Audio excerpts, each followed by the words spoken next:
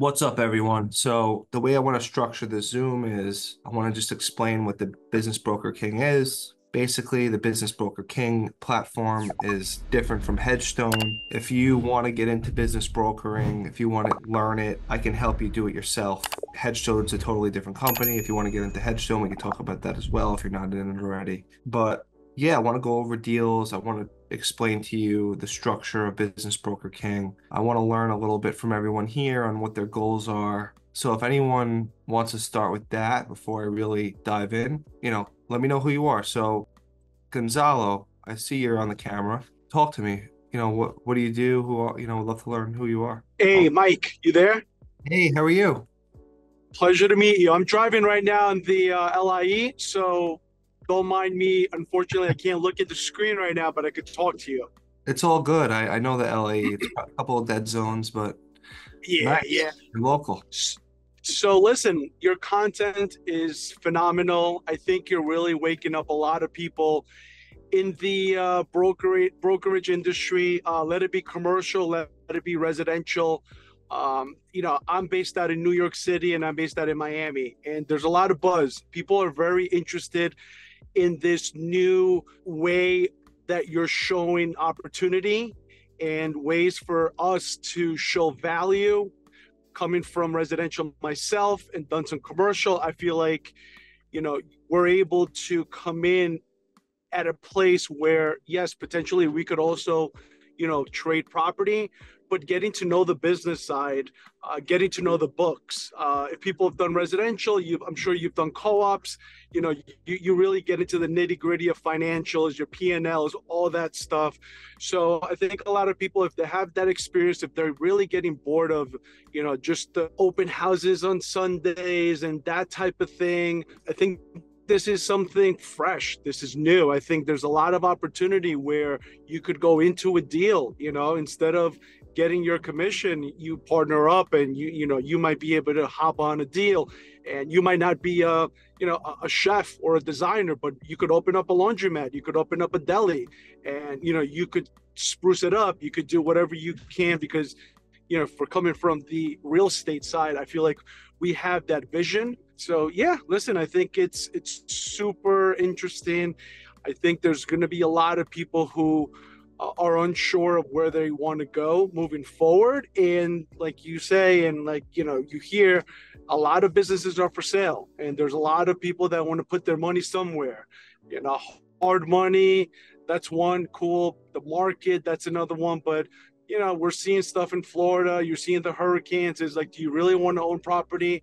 In some places, it's risky.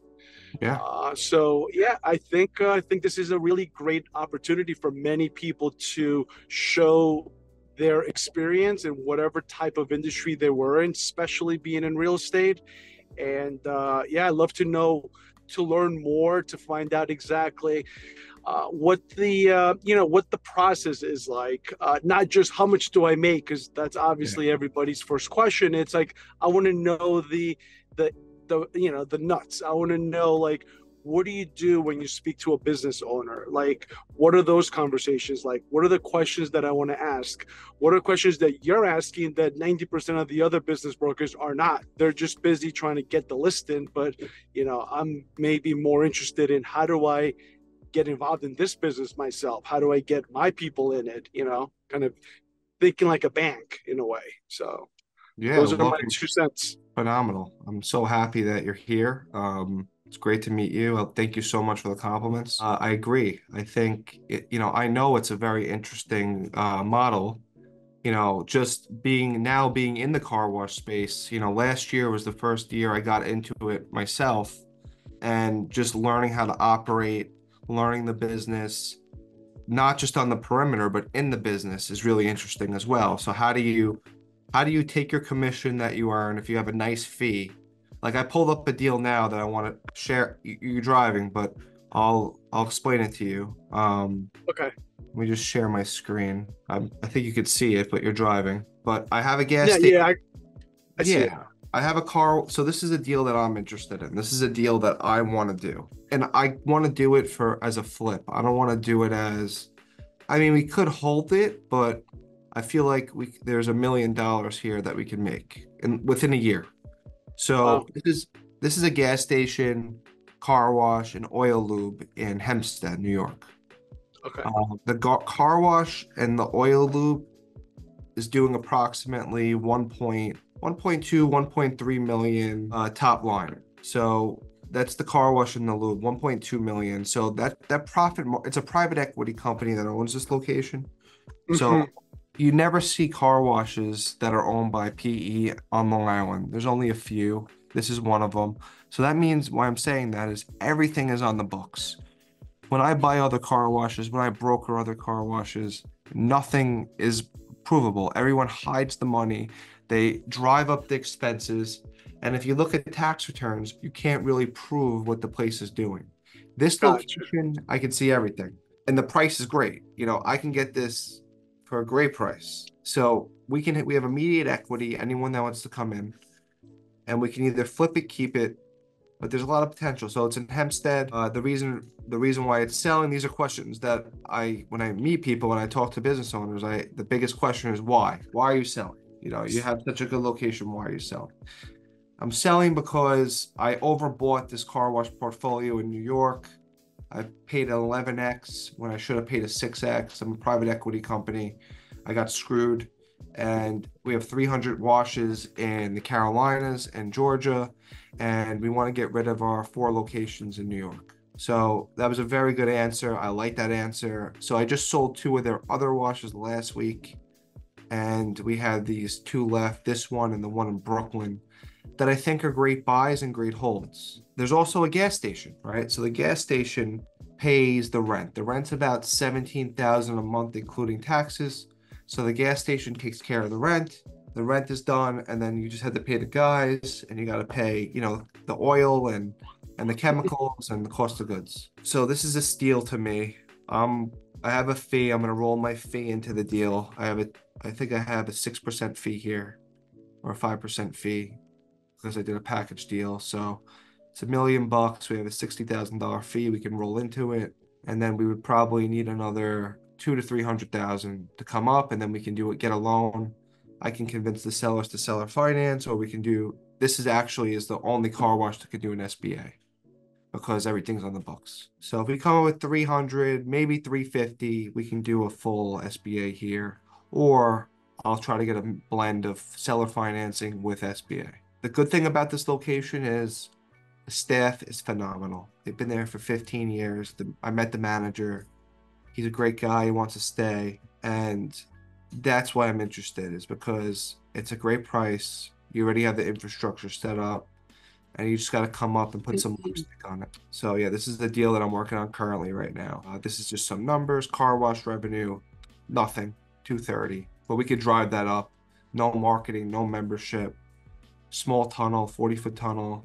We put new equipment in there. We put a pay station in there. We can get that up to 350, 400. Lube is phenomenal. Lube does almost $1 million a year. Lube makes money, rain or shine. They have a couple of key guys in the lube. They have a basement. We can get this up to 1.2, 1.3. We can get this up to 350. This could be a $450,000, $500,000 net place that we could sell for two to 2.5 million. We could pick it up for $1 million. Pick it up for 900. So this is a deal I like. This is an example that I want to show everyone. I was thinking about selling it, making a quick 60,000, but why? We could just operate it. If anyone wants more details on this deal, wants to get in, wants to put a few dollars in, let me know. Just shoot me a DM or shoot me a message in the chat. Even if you want to learn more about the deal and try to broker it, we're probably not going to broker it, but maybe have buyers for other car washes that I have. I'm going to stop here. Any questions? Yeah, could you explain a little bit between selling a business in, let's just say, the boroughs versus out east, like Suffolk or Nassau? Is there a difference? Not really. Yeah, it's a great question. So in the car wash space, a lot of people don't know this, but you need a car wash license in the boroughs. So if you're in Queens, Brooklyn, it's a BS application. You fill out the application. Every 2 years, you pay like $1,000 fee. In New York, you don't need a license. Also, the water is different, right? In the car wash space, water is a big deal. So in the city, it's sewers, that type of water, but the sewer water is a little more expensive. But sewers, you don't have to pump water out. Like in Suffolk County, it's a pain in the butt because you have to get a truck to pump out the water every week. So that those are two different things that you have to deal with. Sales tax, payroll, the city's $1 more, and minimum wage is going up in January. So it's gonna be an extra dollar. Long Island's gonna get hit. Everywhere gets hit $1 more. So the car wash business is the payroll business. So the payroll is gonna increase. So what does that mean? Prices have to increase. That's how it goes. What else? In Long Island, in the city, it's very valuable to own car washes because you can't build them. To build them, you're going to spend years and years and years getting permits. You don't see new builds in the city or Long Island. And that's why New York is such a valuable place to buy car washes. I want to own 50 car washes in New York in the next 5 years. You know, the money that I make from my commissions, I want to put into the car wash space. I want to buy car washes with my commissions. I want to roll deals up. And then I also want to get into the laundromat space too. I'm looking at multiple laundromats right now, and I want to buy, 10, 20, 30 of them in the next couple of years. These are the businesses that can be scaled, they can be innovated. No one's innovating these spaces. I also have a membership platform that I'm building in the car wash space. I'm connected to all the chemical and the equipment guys, so they have their eyes on the street for me when new locations pop up. So we're hitting every vertical in each space. So my mission is, like everyone that's with me here, I'm going to give you first access to my deals, whether they're car washes, laundromats, if you need contacts and spaces, if you need help with due diligence on your own deals, like my network is your network. So when I do due diligence, right, I pull this spreadsheet up. This is my due diligence spreadsheet when I do a deal. I'm looking at projections. So if you see 25, that's my projections column. And I'm looking at actual. So when I do projections, I put it in a membership. So the car wash space, what I do with my washes is I have membership. Membership is the name of the game. When it rains, you make money. When it does, if you don't have membership, you make nothing. So I have a couple of different ways to do membership. So I always have a projection of membership. And then I have credit card cash. And sometimes I have detail revenue or store revenue or lube revenue, whatever kind of car wash it is. I figure out what the sales tax is that they pay, right? And I figure out what I'm going to pay because I put everything on the books when I buy a business. I don't hide any money because when I sell it, I can show what I actually make. So I always get sales tax revenue. I always put the actual sales tax, what I'm going to pay, because that's what I pay for all my businesses.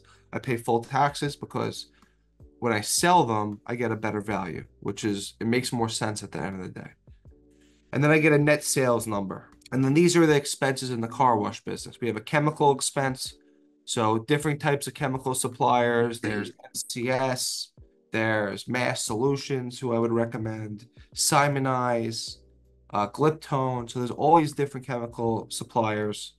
And then we have the C-store, the convenience store inventory suppliers, all different types, so many different suppliers. And then I get a total cost of goods sold, right? Which in the car wash business, it's minor.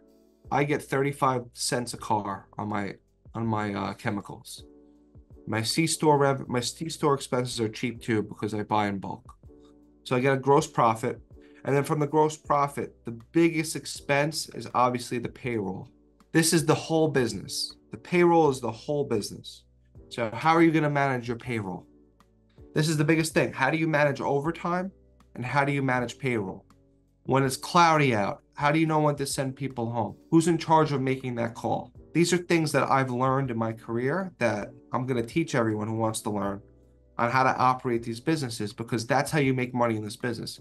You cannot have payroll over 40%. If your payroll's over 40%, you're not going to make a healthy profit on your money. And then we have the lease expense, we have the insurance, we have electric, water, gas, computer, internet, telephone, credit card fees, service fees, repairs and maintenance, and other expenses. And all of these other expenses are black and white. I can check the rent bills, I can check the insurance, I can check the electric, I can check the water, I can check the gas, and I can get bills for everything else. The only thing that a lot of these owners hide is what they pay in payroll, which I can figure out if someone gives me a schedule. I ask for a schedule and I double check that the schedule is there. So that's how I reverse the due diligence and I make sure that we're buying good deals. And then multiples right now, car washes, over the last 50 car washes that I've sold in the last 2 years, I would say on Long Island, just the business only are going between 5 and 6 times.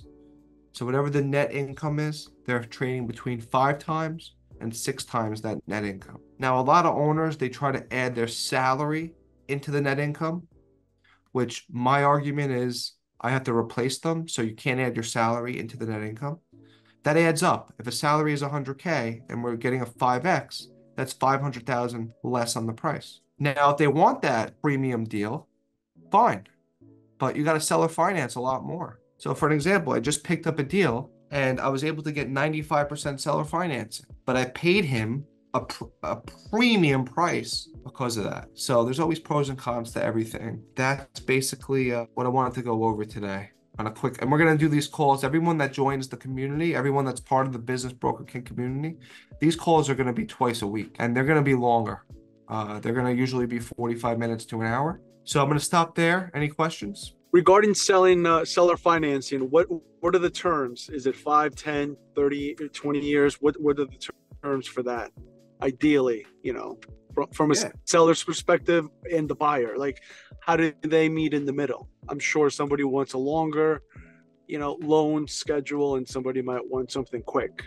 Exactly. So everything's a little different. The last deal I did, it was a 30-year seller financing note at 5.5%. That was the deal that I got into. Other deals, like I'm doing a deal right now, a much bigger deal. It's close to a $9 million deal with the property. I'm getting a 15-year seller financing note, 6%. So everything is a little different. It also depends about the seller, right? If I had the relation, like the one that I got the 95% seller financing with, I had the relationship with the guy. The guy was like, Mike, I like you. I like the way you think. I like your vision. I trust that you're going to pay my note. I'm in with you. Because I told him I'm going to back out of the deal. And then he was like, no, I'm in with you. I'll pay me the premium price and I'll do it. So everything how does it work if I'm a seller, if I'm selling my business and I pass away, like how does it work regarding who takes over? Obviously, is that part of the contract, stuff like that? Because obviously 30 years is a long time. Yeah, so if God forbid someone passes away, like he has kids, so he put his kids under, like his kids would be the beneficiary to him. Beneficiary, okay. And what about capital gains? How does that? Is it yearly then? Because it's you're filing every year, kind of like yeah. So capital gains, great. You're killing it with the questions, by the way. Good stuff.